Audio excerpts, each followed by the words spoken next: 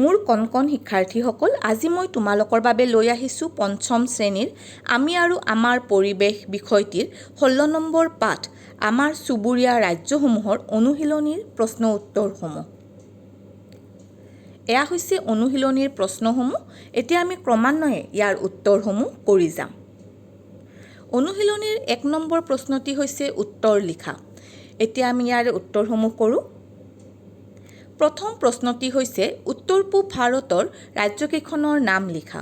ইয়াৰে উত্তৰটি হৈছে উত্তৰ পূব ভাৰতৰ ৰাজ্যকেইখন হ'ল অসম, অৰুণাচল প্ৰদেশ, মণিপুৰ, মেঘালয়, মিজোৰাম, নাগালেণ্ড, ত্ৰিপুৰা আৰু ছিকিম। দ্বিতীয় প্ৰশ্নটি হৈছে উত্তৰ পূব ভাৰতৰ কেইটামান জনগোষ্ঠীৰ নাম লিখা।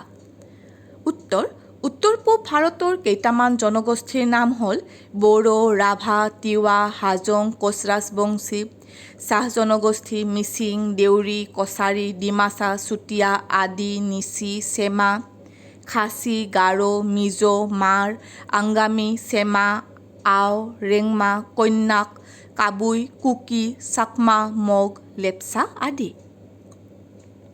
আন এটি প্ৰশ্ন হৈছে উত্তৰ পূব ভাৰতক 7 ভনীৰ দেশ বুলি কিয় কোৱা হয়?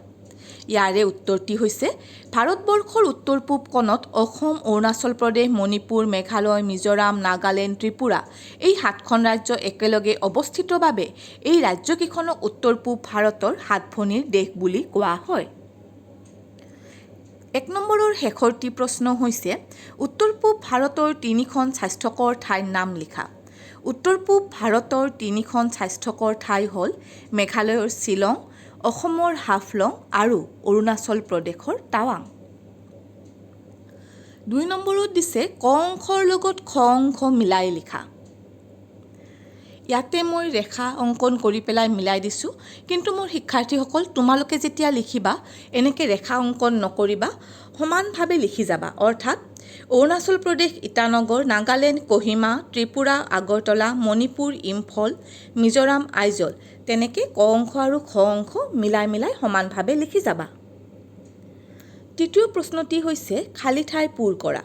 ইয়াতে প্ৰশ্নসমূহ আছে, ইয়াৰে আমি এতিয়া উত্তৰসমূহ কৰি যাম। 3ৰ ক হৈছে মেঘালয়ৰ মৌচিনৰামত পৃথিৱীৰ আটাইতকৈ বেছি বৰষুণ হয়। মণিপুৰ ৰাজ্যৰ লোকটক হ্ৰদ প্ৰাকৃতিকভাৱে হোৱা এক বৃহৎ হ্ৰদ। ইয়াৰে লোকটক বানানটিত লৰ পিছত যিটো ক আছে তাত হচন্ত বহিব। গ নম্বৰ শ্বিলং এখন স্বাস্থ্যকৰ ঠাই। ঘ নম্বৰ চাহ উৎপাদনৰ ক্ষেত্ৰত অসম ভাৰতৰ ভিতৰতেই প্ৰথম। ঙ নম্বৰ নংক্ৰেং খাচীসকলৰ এটি উৎসৱৰ নাম। ইয়াতে মই ৰঙাকৈ লিখা শব্দকেইটি হৈছে খালী ঠাইত বহিবলগীয়া শব্দকেইটা। 4 নম্বৰত দিছে তলত দিয়া বাক্যকেইটাৰ পৰা অশুদ্ধ বাক্যবোৰ বাছি উলিয়াই শুদ্ধকৈ লিখা। এতিয়া আমি শুদ্ধকৈ লিখি যাম। ক নম্বৰত আছে বৰ্তমান অৰুণাচল প্ৰদেশ আগতে নগা পাহাৰ নামেৰে অসমৰ অংগ আছিল। ইয়াৰে শুদ্ধ বাক্যটি হ'ব বৰ্তমান নাগালেণ্ড ৰাজ্যখন আগতে নগা পাহাৰ হিচাপে অসমৰ অংগ আছিল। খ নম্বৰটিত দিছে কাৰ্বি আংলং জিলা সমভূমিৰে গঠিত। শুদ্ধ বাক্যটি হ'ব কাৰ্বি আংলং জিলা মালভূমিৰে গঠিত। গ নম্বৰত আছে অৰুণাচল প্ৰদেশৰ দক্ষিণ অঞ্চলত হিমালয় পৰ্বতমালা অৱস্থিত। শুদ্ধ উত্তৰটি হ'ব অৰুণাচল প্ৰদেশৰ উত্তৰ অঞ্চলত হিমালয় পৰ্বতমালা অৱস্থিত। খত আছে ত্ৰিপুৰা ৰাজ্যখন সমভূমিৰে আবৃত। ইয়াৰে শুদ্ধ বাক্যটি হ'ব ত্ৰিপুৰা ৰাজ্যখনৰ পশ্চিম ত্ৰিপুৰা সমভূমিৰে আবৃত। ঙ নম্বৰ মিজোৰামত লোকটক হ্ৰদ আছে, কিন্তু ইয়াৰে শুদ্ধ বাক্যটি হ'ব মণিপুৰত লোকটক হ্ৰদ আছে। ঠিক ইয়াতেও একেদৰে লোকটক বানানটিত লৰ পিছত যিটো ক আছে তাত হচন্ত বহিব। 5 নম্বৰ প্ৰশ্নটি হৈছে কোন কেইখন ৰাজ্যক একেলগে উত্তৰ পূব ভাৰত বুলি কোৱা হয়?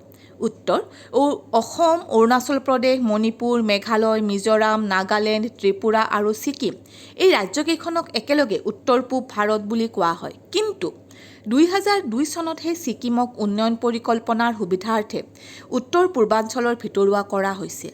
ইয়াৰ আগতে আন 7খন ৰাজ্যকহে উত্তৰ পূব ভাৰত বুলি কোৱা হৈছিল। 16 নম্বৰ পাঠৰ অনুশীলনীৰ একেবাৰে শেষৰ প্ৰশ্নটি হৈছে ভাৰতৰ উত্তৰ পূবৰ ৰাজ্যসমূহক পৰ্যটকৰ বাবে কিয় আকৰ্ষণীয় লিখা। প্ৰশ্নটি মই আকৌ এবাৰ পঢ়ি দিছোঁ। ভাৰতৰ উত্তৰ পূবৰ ৰাজ্যসমূহ পৰ্যটকৰ বাবে কিয় আকৰ্ষণীয়? ইয়াৰে উত্তৰটি হৈছে ভাৰতৰ উত্তৰ পূবৰ ৰাজ্যসমূহ পৰ্যটকৰ আকৰ্ষণৰ কেন্দ্ৰবিন্দু হোৱাৰ কেইবাটাও বিশেষ কাৰণ আছে। ভাৰতৰ উত্তৰ পূবৰ এই ৰাজ্যসমূহ প্ৰাকৃতিক সৌন্দৰ্যৰে ভৰপূৰ। পৰ্বত, পাহাৰ, মালভূমি, সমভূমি, নদ নদী, উপত্যকা, খাল বিল আদিৰে এই ৰাজ্যসমূহ সমৃদ্ধ হৈ আছে। উত্তৰ পূব ভাৰতত 3খনকৈ বিখ্যাত স্বাস্থ্যকৰ ঠাই আছে: হাফলং, শ্বিলং আৰু টাৱাং। মণিপুৰত লকটক হ্ৰদ আছে। মেঘালয়ৰ মৌচিনৰামত পৃথিৱীৰ আটাইতকৈ বেছি বৰষুণ হয়। ত্ৰিপুৰাত বাঁহ বেত আৰু প্ৰচুৰ পৰিমাণে ঔষধি গছ আছে। অসমত উল্লেখযোগ্য নদীদ্বীপ মাজুলী, কাজিৰঙা ৰাষ্ট্ৰীয় উদ্যান, কামাখ্যা উমানন্দ মন্দিৰ আদি আছে। ত্ৰিপুৰাত মোগল গাৰ্ডেন, টাৱাঙত বৌদ্ধ মন্দিৰ, মেঘালয়ত বৰাপানী হ্ৰদ আদি আছে। উত্তৰ পূৰ্বাঞ্চল এইবোৰ কাৰণতে পৰ্যটকৰ আকৰ্ষণৰ কেন্দ্ৰবিন্দু হৈ পৰিছে। তেতিয়াহ'লে আজি ইমানতে এৰিছোঁ। পুনৰ লগ পাম। ধন্যবাদ।